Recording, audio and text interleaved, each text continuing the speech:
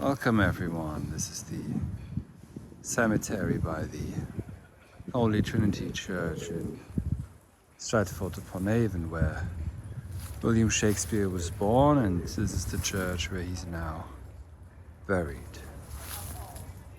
Now, I wanted to share some thoughts on Hamlet.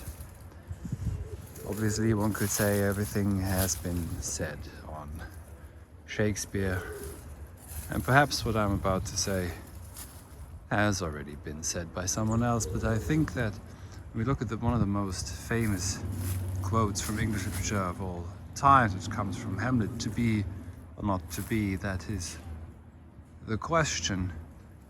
There is perhaps something in the play that maybe is not often seen or not as clearly as it should be. And I think that what it really is after is Hamlet trying to articulate, and perhaps to some degree going mad slightly over it, what it would be to wake up from that dream that is Christianity. After all, he studied in Wittenberg under the prominent Protestant faculties of theology, but also a humanist faculty, one could say, somewhere on the edge between Protestantism and humanism. And his good friend, let's not forget, who turns out to be his best friend also from Wittenberg, the one who remains loyal to him, is Horatius in Latin, Horatius. And the name has been speculated to have the connotation of perhaps meaning pointing to ratio, rationality, reason, or also orator, so the speaker, because Horatius relates Hamlet's life story in the end as he gets to live. And the other two friends who are also at court, Rosenkranz and Guildenstern. Rosencrantz and Guildenstern, Rosary and the Star of the Guilds. Quite ominous names, if you ask me. They betray him. They encircle him. The Rosary encircles him. And they poison his ears. I take poetic liberty here. But they poison him in the sense that they want to spy on him for the sake of the old court. The court that perhaps also wants to retain the power of the church, and against which perhaps Hamlet is already subconsciously, let's say, or not maybe subconsciously, but from a deep memory that he cannot yet articulate, trying to break away from. And Horatio says, "I am more Roman than Dane," which perhaps is also significant. That's to say, I'm more pagan, I'm more Roman, heathen, than a good Christian. Now, of course, one could say that the madness that ensues, the apparent or supposed madness that is often read into with Hamlet, is due to that awakening from that dream.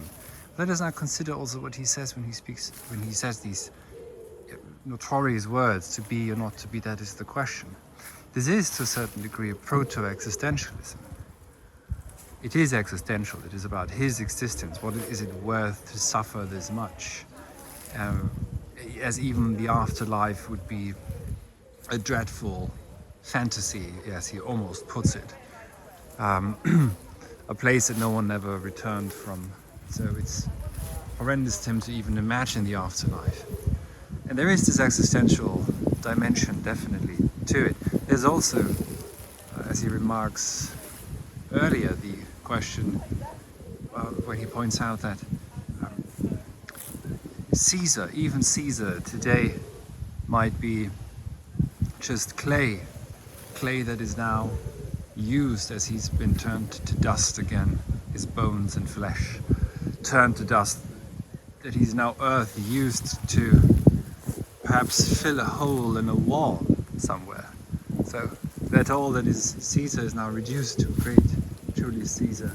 He's only to be clay at best, to be earth that is used to fill a hole in a wall. And that is just for someone in our position in the 21st century after existentialism, that reads, so perhaps this is reading something into it that's not perhaps properly there, but it is a certain proto-existentialism. What if there is no afterlife? What if there is only immanent finitude and no transcendence to an afterlife? What if there is only ancestry and offspring, and also a certain return that I think is implied to the pagan gods?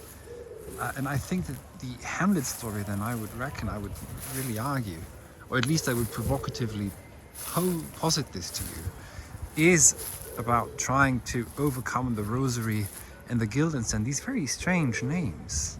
Why Guildenstern? Yes, they were common noble names perhaps in Denmark at the time, but I think there's something else implied with rosary and Guildenstern.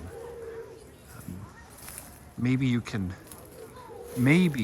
gather yourself what is implied here, which